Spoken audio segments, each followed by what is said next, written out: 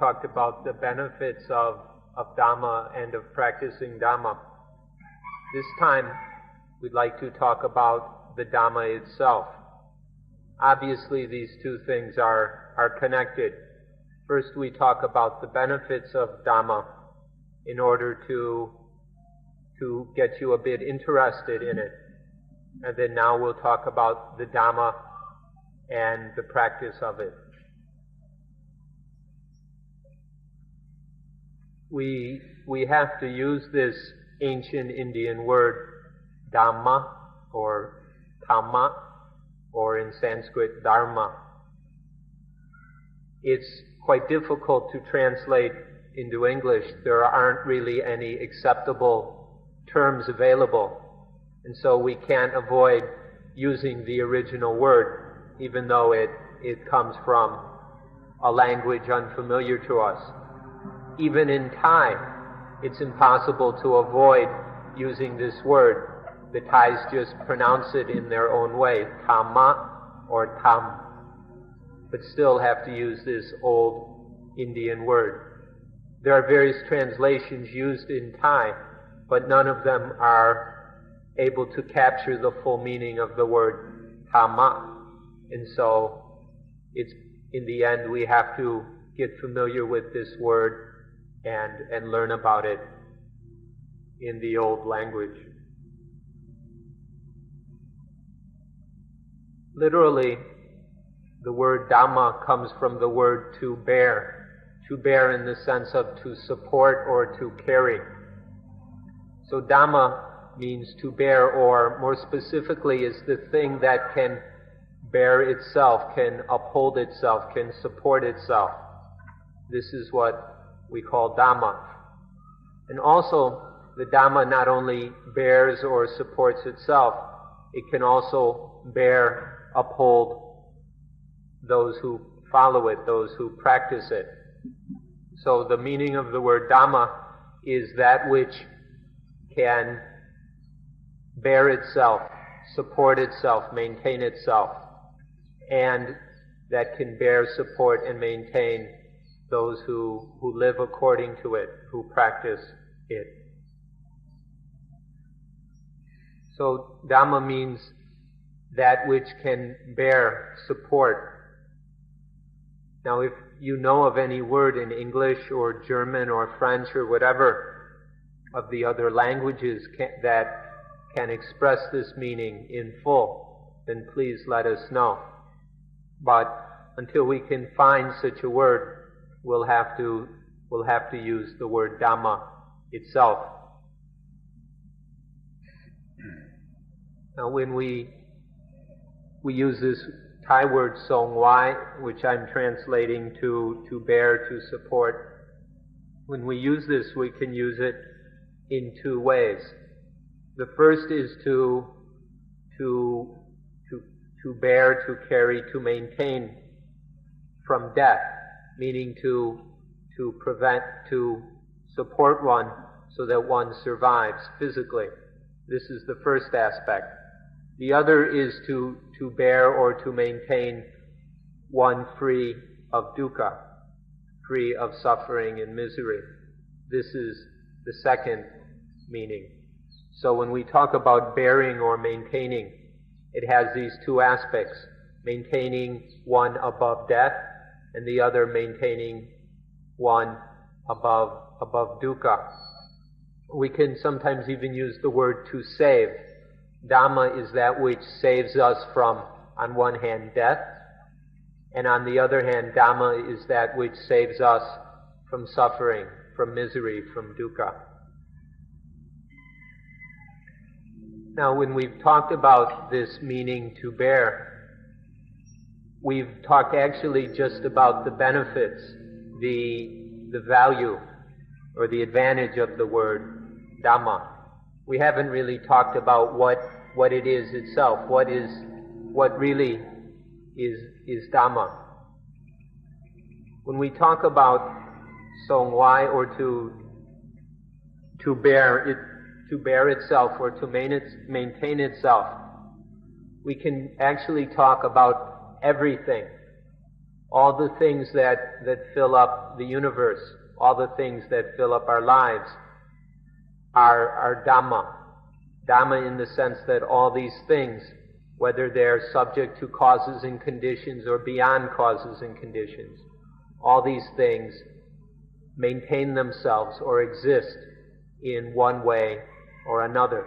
And so they bear themselves, they maintain themselves, and so we call all things can be called Dhamma.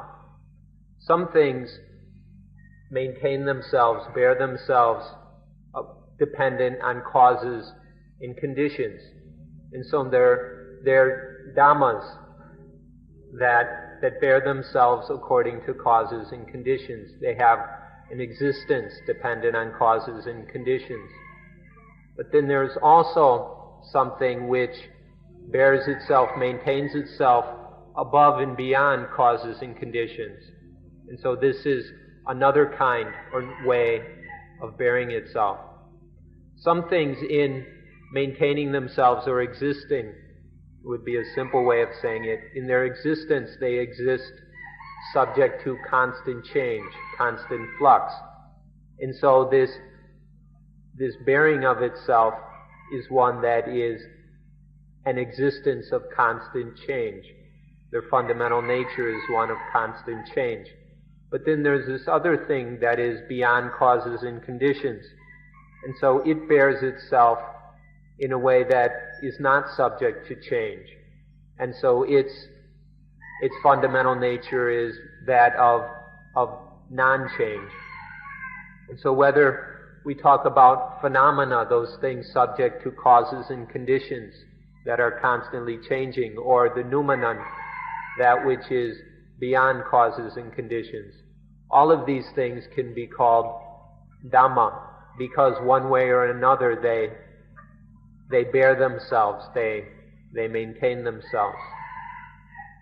All the things that a human being can come to know, whether subject to causes and conditions or beyond causes, all these things are included in the word Dhamma. Now, whether these things are of the nature that we would call material, things that are physical material things, or whether they have to do with the mind, things that we would call mental, or even those things which are both above body and mind, something that is much more subtle, which we could say of in the realm of wisdom, of intuitive wisdom, or we might use the word spiritual. All three areas of reality, whether physical, mental, or spiritual, all of these must still be called Dhamma. All of them are equally belonging to the term Dhamma. Even that thing which has no real substance or essence, that which we call time, even time fits within the term Dhamma. Or if we speak in terms of size, from the smallest subatomic particle all the way up to the largest existing thing in the universe, all of these things bear themselves one way or another, and so they're called Dhamma. And so now you can see why we have to use the original word, because there's just no word existing in English or other languages that encompass all these meanings of Dhamma. But still, sometimes when we're forced to translate Dhamma, we can translate it as nature.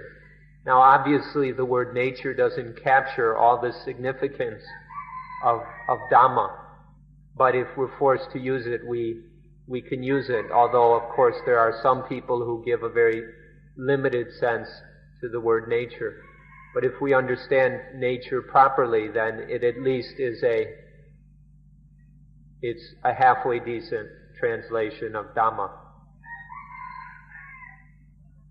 Now, in English and probably other European language, we might, besides the word nature, we have the word unnatural or non-natural, and we have the word supernatural.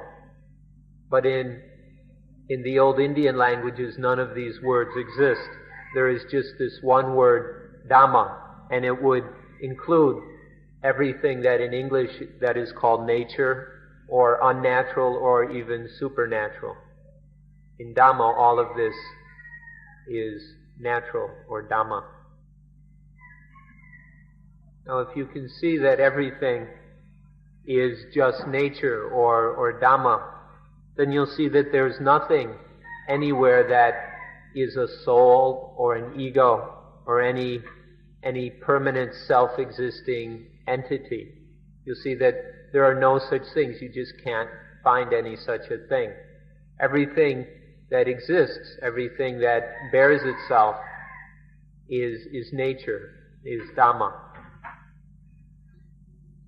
Now the reason for talking about this is we'd like for you all to see that everything is just Dhamma, is just nature. And if you can see things in this way, then you realize that there's nothing that is a soul or a self or an ego or whatever word you try to call it. If we can see that all is just nature, then this word soul, or in Pali it was called atta, in Sanskrit atman, can be translated ego, self, soul, something that is the essence of who or what we are. If we see that everything is just nature, is Dhamma, then we'll see that this self or soul is just an illusion. That things are not self or soul or atta, instead they're anatta. Anatta, not self, not soul, non-ego. Everything is non-egoistic, non-personal. If we can see things correctly in this way, then we'll stop clinging to things, we'll stop attaching to them.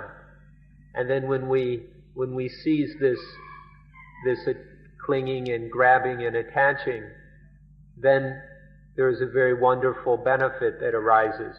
And this is, there's no suffering, there's no misery or pain in human life. Although we said at the start that there's no word that can really translate the word Dhamma, we ask that you'll allow us to use the word nature.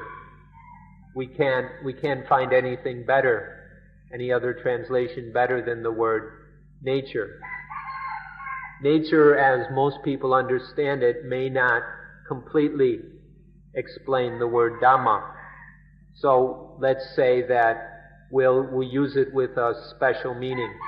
You could say Buddhist nature or whatever, some nature, a special nature with an extra meaning that can include all of what Dhamma means. This is the first meaning, or the first aspect of the meaning of the word Dhamma, nature. But nature in a way that you may have never thought of before. Now, the nature that is most important for us to know and understand is the nature that is inside, the internal nature. All the natures that are outside, you can put them aside for the time being. They're not so important. The nature that you really need to understand is the one inside. Whether talking about the physical nature, the body, the material nature, or the mental natures, or spiritual nature that has to do with awareness and intuitive wisdom. All of these inner natures are the ones that we have to know. And if you study these inner natures correctly, then you don't have to worry about the external ones. They're the same as the ones inside. So take a good look at the ones inside, and then you'll come to understand the external natures also. So from studying and looking inside, one can understand all natures, whether the nature of human beings, or way up on the high level of, if they actually exist, the nature of angels and celestial beings and such things. And then the nature of animals, dogs, cats, even the nature of trees and plants, down all the way to the nature of inanimate objects, things that are not alive. One can understand the nature of all these things. So all these things are called nature in the first meaning. The second meaning of the word Dhamma is the law of nature, or the truth of nature, the fact of nature. All these natures we've been talking about have within them the second meaning of Dhamma, which is the law of nature. In the word nature, if you look carefully, you'll see that within it there is also this meaning of the law of nature. The law of nature, or truth of nature, is that which controls or regulates all of nature. All of nature, all the things we've mentioned so far, are subject to the law of nature. You could say controlled by or regulated by. Now in some religions they might call this thing God and explain it in their own way. But for us, this thing that controls all of nature is just the law of nature. It's part of nature, but it's that part of nature which controls all of nature. And so this brings us to the second meaning of the word Dhamma, the law of nature. Now, all the natures that you know of, all of them without any exception, are subject to natural law. And there's no nature that you could find which is not subject to natural law. All aspects, everything included in the word nature is under control of the law of nature. There's no exception to this law. And so obviously it's something of great importance which we should get to know.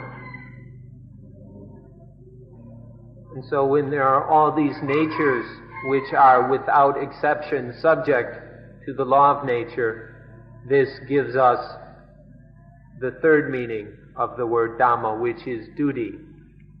The third meaning of Dhamma is duty. Duty in accordance with the law of nature. All these natures, these things, have a duty regarding the law of nature, a duty towards the law of nature. This duty of all natures regarding, in accordance with the law of nature, is the third meaning of Dhamma. Without doing duty correctly, these natures will die. If we don't do this duty regarding the law of nature in accordance with the law of nature, then we will die. Or if we don't die physically, then we would live with suffering, pain, and misery, which is just about the same as being dead. So without duty, there is death, either physical death or spiritual death. So this third meaning of the word Dhamma is a very crucial one for us. It's this duty in accordance with natural law that we're spending so much time studying and which we're trying to practice. If we're able to understand and practice this duty correctly, then there is no death, whether physical or spiritual. We survive both physically and we live without suffering. This is if we correctly follow the duty in accordance with the law of nature. Now when duty is practiced correctly in line with the law of nature, then there arises the fourth meaning of the word Dhamma. This fourth meaning is fruit or result. If the duty is done correctly, then there naturally arises certain results.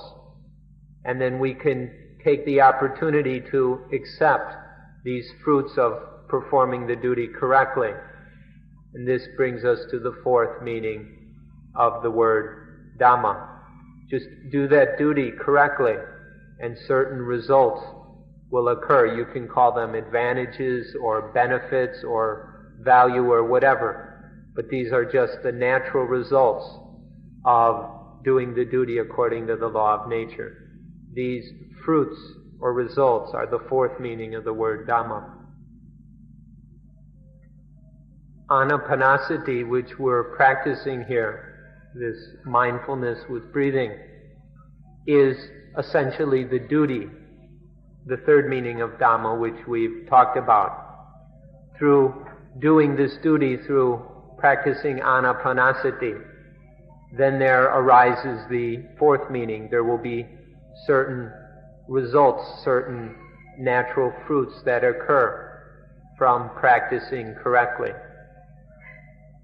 Now, the human being is inevitably involved with all four meanings of the word Dhamma. These are the essence and core of human life. All four meanings of the word Dhamma. And don't forget that all four of these meanings of Dhamma are within us. You can find nature, you can find the law of nature, duty according to the law of nature, and the fruits of that duty. You can find all four of these meanings of Dhamma within ourselves. If you look carefully, look correctly, you'll find all the meanings of Dhamma complete within yourself. Although some of you may have a little difficulty with the Pali language, we'd like to give you 4 words that come from Pali that correspond to these meanings of the word Dhamma. If you can understand these, this will help you to appreciate what Dhamma is about. The first of these is Sabhava Dhamma.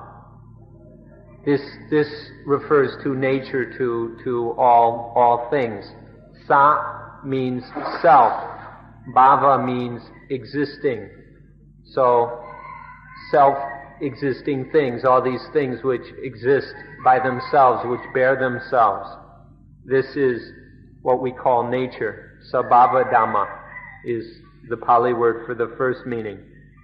Then the second meaning is Satcha Dhamma. Satcha means truth. So it's Satcha Dhamma is the truth of nature, the truth of all these natures, the reality of them all. Satcha Dhamma. When there is the Sabhava Dhammas and the Satcha Dhamma within all of them, in all these natures, you find this fundamental truth which is always operating and which controls all these natures. When things exist in this way according to truth, the truth of nature, then there is the third meaning, Patibhati Dhamma. Patibhati means that which must be done, that which has to be done. It's often translated practice, which is a little bit weak. Patibhati Dhamma is that which must be done in line with the truth of all these self-existing things. And then when Patibhati Dhamma is followed correctly, is performed correctly, this brings us to Pativeta Dhamma. Pativeta Dhamma. Pativeta means to realize, to experience directly the fruits of that practice of doing what must be done. If all these natures will simply do what must be done, then there automatically arises the Pativeta Dhamma, the direct realization of the results of that practice. So you can find these are the 4 Pali words that correspond to the four meanings of the word Dhamma. Sabhava Dhamma, these self-existing things, or more simply, all these natures. Satya Dhamma, the truth of nature. Patibhati Dhamma, that which must be done, the duty. And then Bhativeta Dhamma, the Dhamma that is directly realized, directly experienced by those who do what must be done. You can find all four of these meanings in the word Dhamma, and the way to find this Dhamma is to look within yourself. So please do your best to understand these four meanings of the word Dhamma, or we could say these four Dhammas. You need to get to the bottom of all four of them. These four meanings, these four Dhammas are something that are things which we encounter every day, every hour of our lives. We're constantly meeting up with these Dhammas. And so then it's absolutely necessary that we manage correctly, that we deal correctly with all four meanings of Dhamma. If we can't do this, then the inevitable result will be death. If we can't deal with all the aspects of Dhamma, then we'll die. Either a physical death, where they stick us in a coffin or burn us or whatever, or mental death, where we go crazy, go neurotic, psychotic, or spiritual death, where we may survive physically and mentally, but we're constantly tormented by suffering in pain. If we can't deal with these four meanings of Dhamma, then the result will be death. So we ought to try to understand them so that we can manage correctly in accordance with these four meanings. The practice of anapanasati will give us the knowledge and will give us the skills, the tools we need to deal with all the meanings of the word Dhamma. So anapanasati will enable us to deal correctly with all the meanings of Dhamma, and then we won't have any problems, any difficulties with any of them. You should realize quite easily, for example, that the breath is a nature. It's a self-existing thing, a natural thing, which corresponds to the first meaning of the word Dhamma. And then there is the fact that this breath is necessary for life. Without the breathing to sustain and support life, then the body dies. And so there is this second meaning of Dhamma, the law of nature, is expressed in the fact that without the breathing, we die. And when there is this fact in our lives, then it becomes necessary that the breathing be managed correctly, that we breathe properly in a healthy way, that we exercise and train or whatever the breathing properly. And this gives us the third meaning of Dhamma, which is duty. And then if this duty is done properly, then there arises the results of well-being, of good health, of a peaceful, relaxed body. This is the fourth meaning of the word Dhamma. So just in the breathing, you can find all four of these meanings of the word Dhamma. This is one simple example of what anapanasati has to offer and how it applies to all the meanings of Dhamma. If you can get into these things properly and understand them, then you can solve all problems regarding them. Or if we put it another way, we can say that if one practices anapanasati correctly, then one will fully understand all four meanings of the word Dhamma. If we can develop this practice of mindfulness with breathing fully, then you'll have all four meanings of the word Dhamma within your fist. You'll be able to manage and control them all without any problems. When we can use anapanasati in this way, then you'll see that it's not something to do just now and again. It's not just something to do for a 10-day period. It's something that needs to be done for the rest of our lives. In order to maintain this understanding and proper management of all the meanings of Dhamma, we'll have to just keep on doing this for the rest of our lives. If we can do this, we'll realize certain benefits which are appropriate to saying, are of a nature that we could say it's like having a new life.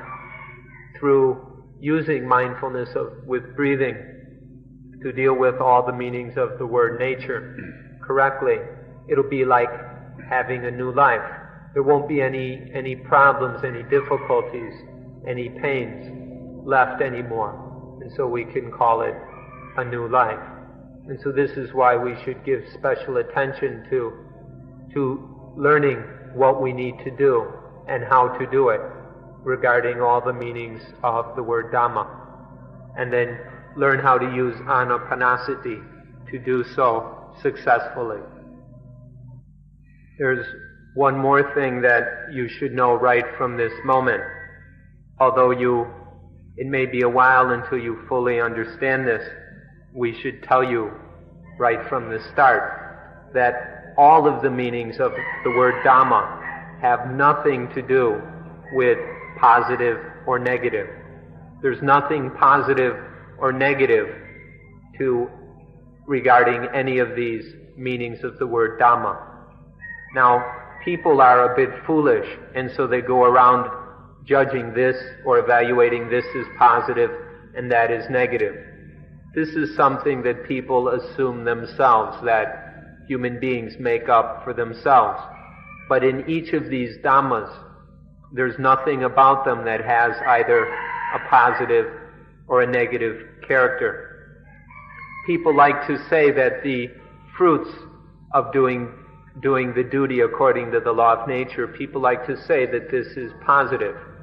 But this is a misunderstanding. Really what happens is people just take the things that please them and label them as positive. And then the things that don't please them, they take to be negative. They just judge things in this very foolish and superficial way as positive and negative. But if you really look at things, you'll see that they're just nature. They just occur naturally according to natural rules, natural laws. It's all natural, happening naturally. And so there's nothing positive or negative about any of it.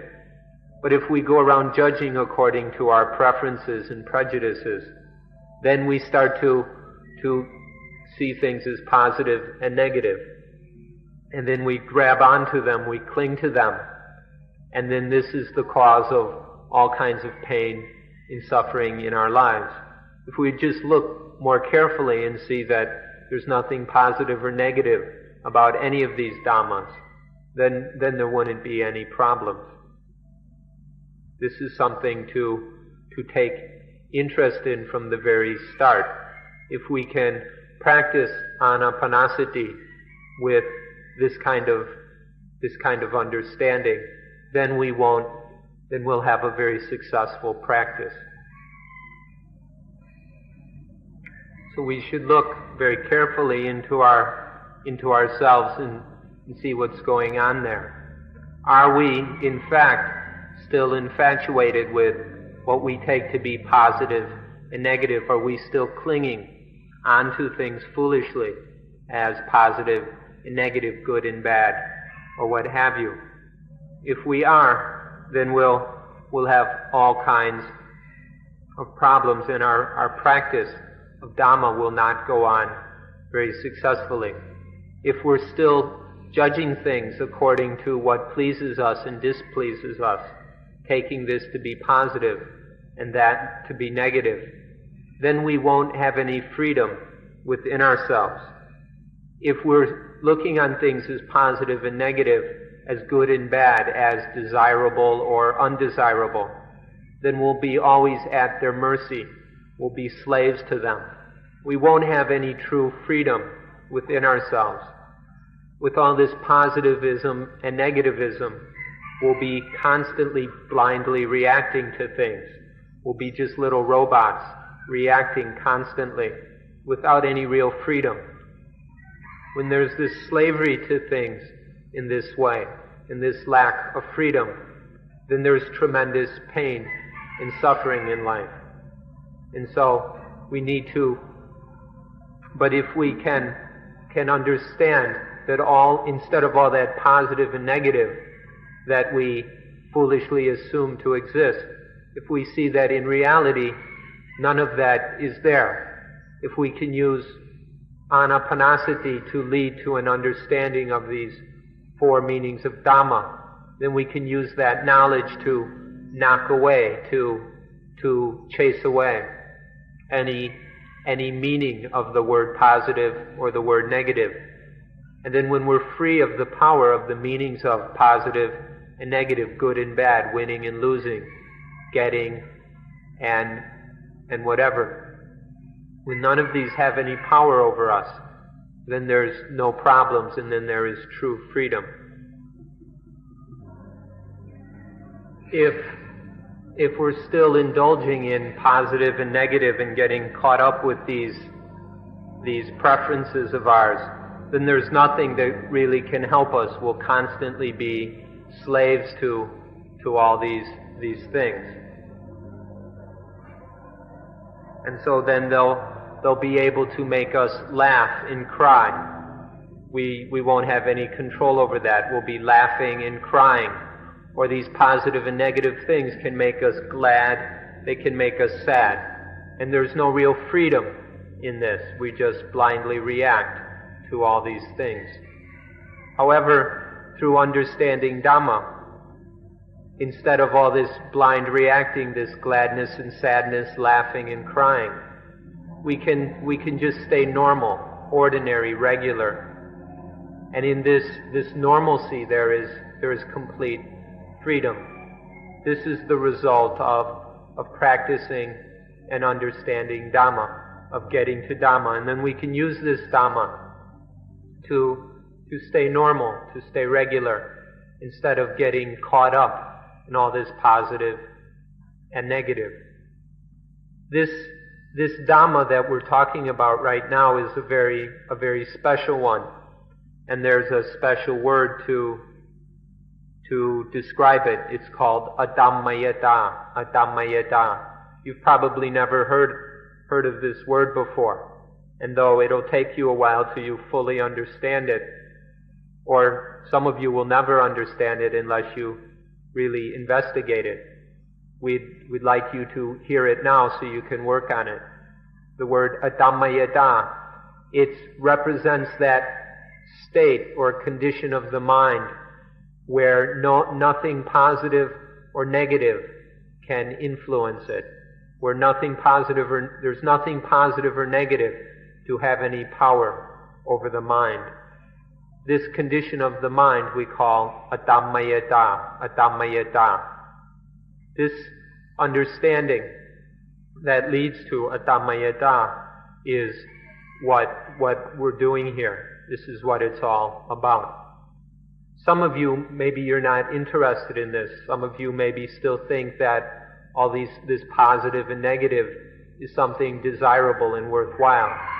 If that's the case, then we don't really understand what you're doing here. The purpose of Dhamma, the purpose of meditation, is to come to the realization of Dhamma, that is adhammayata, where there's nothing positive or negative to enslave the mind.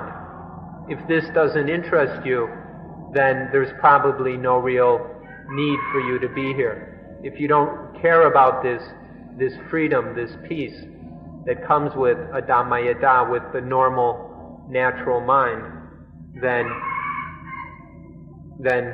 we don't know what you're doing here. So we'd like you to understand this carefully, this freedom from positive and negative. This is what the Dhamma is all about. Most of you have probably heard the words, the holy man, before. This word, the holy man, is actually quite common in many places. It gets used quite a bit. If you'd like to understand these words correctly, however, we'd like to suggest to you that the holy man, the real holy man, is the one who has a Dhammayata. The one who has a Dhammayata is beyond all positive and negative. There's nothing positive or negative to pull or push on the mind of the one we call the holy man. The holy man, or the holy person, holy woman, whatever, is completely free of all this positive and negative, good and bad, and all of that. So this is the true meaning of the holy man, one who has a Dhammayata. Some of you may think that that's a little bit too far. It's beyond what the ordinary holy man or whatever can achieve. But these are just the facts. Whether you want to think it's too much or too little is up to you. But these are the facts of the matter.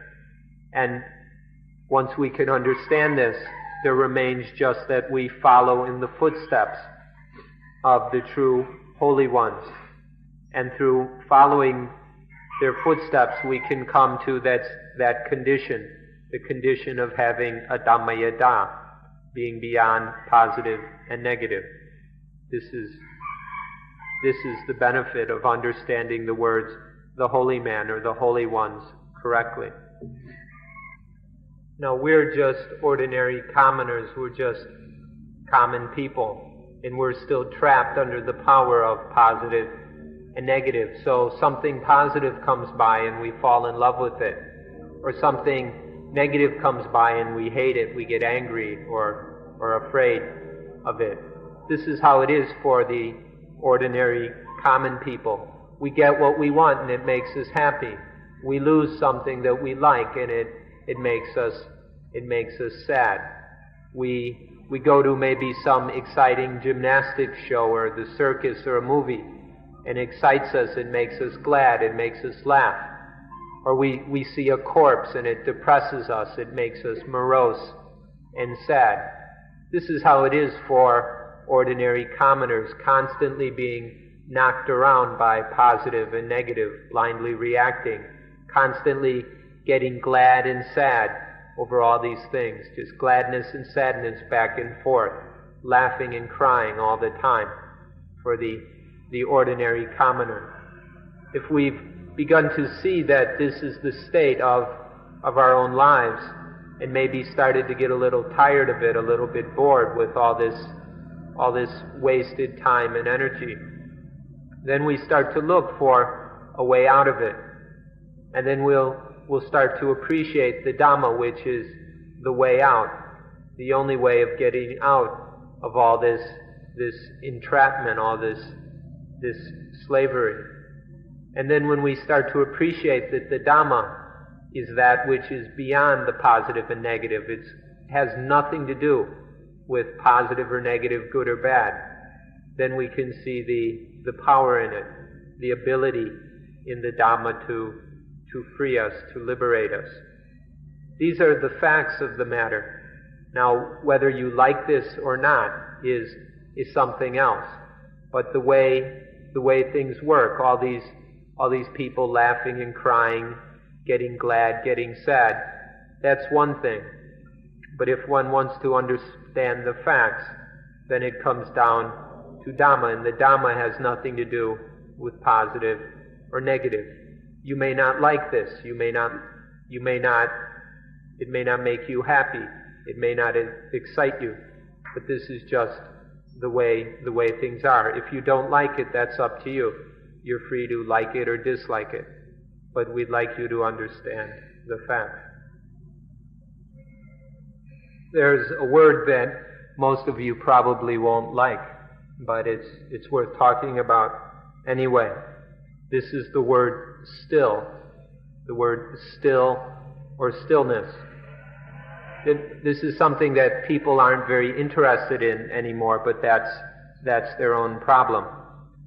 Still or stillness means the mind that doesn't have to move anymore, the mind that isn't shaken, isn't pushed or pulled. This stillness of the mind that is no longer moved or influenced by positive and negative. This stillness is a quality of the Holy One. Now, ordinary common people, they see this as something abnormal. Common people look on stillness, on being still, as abnormal. To the commoner, running around chasing after positive and running away, fleeing from the negative, this is what people think is ordinary, is normal. And so they look at stillness as abnormal. But their perspective is warped and distorted. If we see things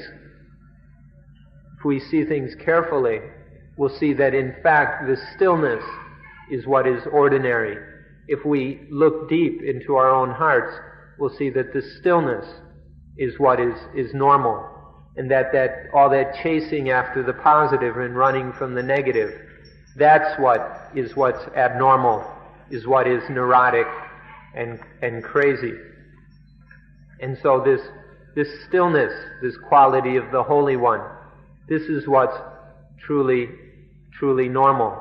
With this stillness, positive and negative no longer has any power. There's no need to cling to anything as positive or negative. There's no need to feel that anything is good or bad. We don't have to look on things as winning or losing, it won't lead to the one who is still doesn't need to laugh or cry.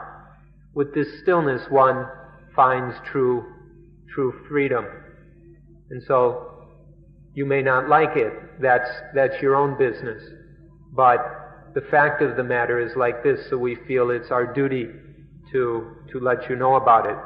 This stillness is a very important aspect of Dhamma, and the way of studying it is what we'll look at next.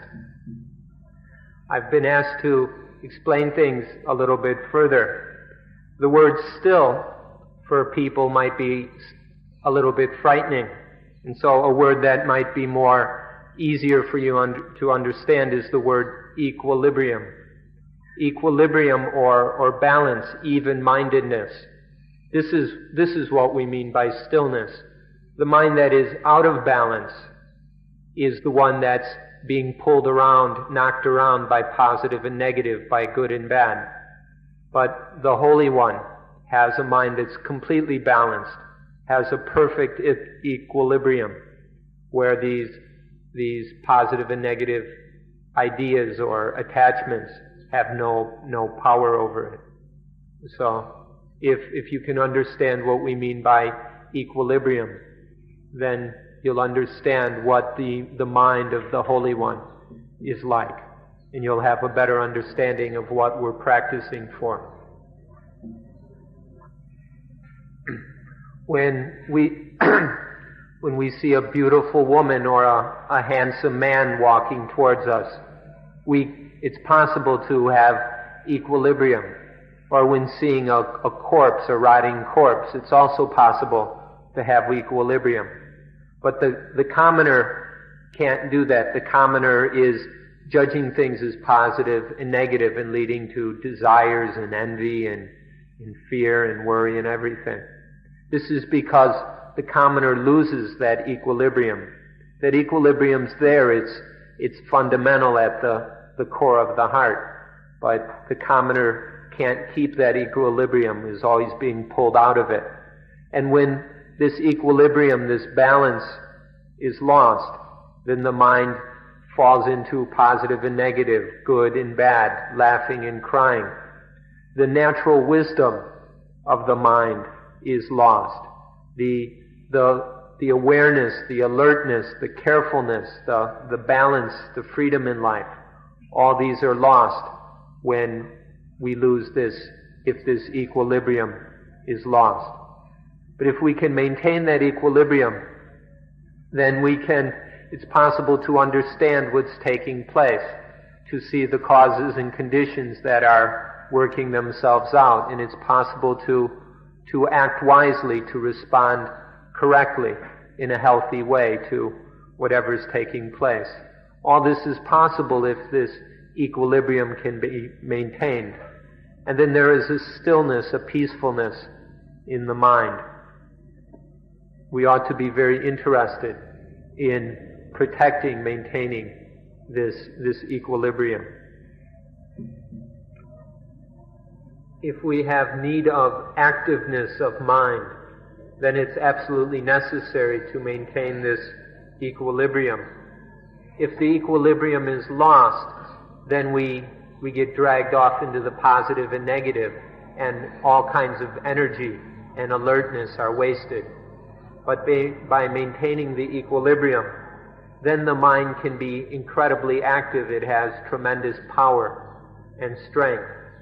This mind that has equilibrium, that is no longer knocked around by positive and negative, this mind that is free, has all the power to act, to do whatever needs to be done. When there's a need for action, this mind has the capability to act properly. But the mind that's out of balance is incapable of acting well. It might get by, but it never gets by in a truly healthy way. So keeping this equilibrium is of great benefit in all the things we need to do in life. In our ordinary work, our relationships of family and friend, everything we must do. If we have this equilibrium, we can act. The mind can act in the best possible way. This is of tremendous benefit if we can achieve it. The true, pure, real, genuine Dhamma has nothing at all to do with positive or negative. There's nothing positive or negative about genuine Dhamma. Real Dhamma is absolutely free of any aspect or any meaning or any sense of positiveness or negativeness. Positiveness and negativeness can't touch Dhamma. If we understand this, if we can understand this Dhamma that is completely free of positive and negative, if we can have it and use it, then we'll be ourselves completely free of the meanings of positiveness and negativeness. And then the mind will have tremendous power, tremendous efficiency, will have great capability to do whatever must be done. Understanding this Dhamma and having this Dhamma, seeing that the real Dhamma, the real meaning of Dhamma is neither negative nor positive, completely free of negative and positive, no aspect of positivity or negativity or what have you. This Dhamma will give the mind all the strength it needs to do whatever it needs. And then this mind is not only a mind, it's not just a mind with equilibrium, it's a mind that goes way beyond, is far above the meaning of the word equilibrium. In the hopes that you can realize this for yourself, we're trying to explain it to you as best as we can. Both the positive and the negative have no reality. There's nothing really real about the positive and the negative. The positive of this person is the negative of that person, and the negative of that person is the positive of this person. And things are always going like this. What we take to be the positive and negative is just our personal feelings, our personal prejudices that take things to be positive or negative, depending on our culture, our education, how we've been brought up, how we've been trained, our conditioning, our programming. We take things to be positive and negative. These are really just illusions. They're just deluding us, all this positive and negative. There's no real truth to any of it. For example, what some people would consider to be beautiful music, and of course they would consider it to be very positive. If you ask a dog, the dog might think it's just a bunch of noise and really kind of a pain in the neck, quite annoying. But to some people it's positive. The dog couldn't care less. For something to be positive or negative, for us to take them in this way, involves us being a bit foolish about them. We look on things with a bit of stupidity, and we take them to be positive or negative. And then if we're not careful, that stupidity grows, and we really believe in this positiveness and negativeness. But in the end, there's no reality to any of this positiveness or negativeness. And this is what this understanding, not only understanding it intellectually, but being able to practice it so that the mind is above any of this positive and negativeness, where the mind no longer makes this mistake, is no longer foolish in the way of positive and negative.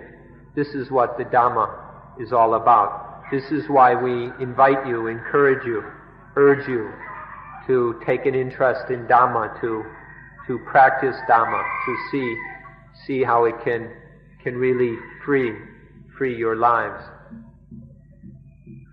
So in summary, the Dhamma is that which has nothing to do with positive or negative, which is completely untainted by any sense or meaning of positive or negative. When we've understood this, when we've seen this Dhamma, when we realize this Dhamma that has nothing to do with positive or negative, then we're above the positive and the negative. Positive and negative things can no longer pull us and push us. And when the mind has this equilibrium that is no longer influenced by positive and negative, then there's nothing that can make that mind suffer. There's nothing that can bring conflict or pain into that mind that is completely above the positive and the negative. And this is what Dhamma practice is about. And at this time, we'd like to end today's meeting. Thank you all for being very good listeners for the whole hour and a half. Thank you.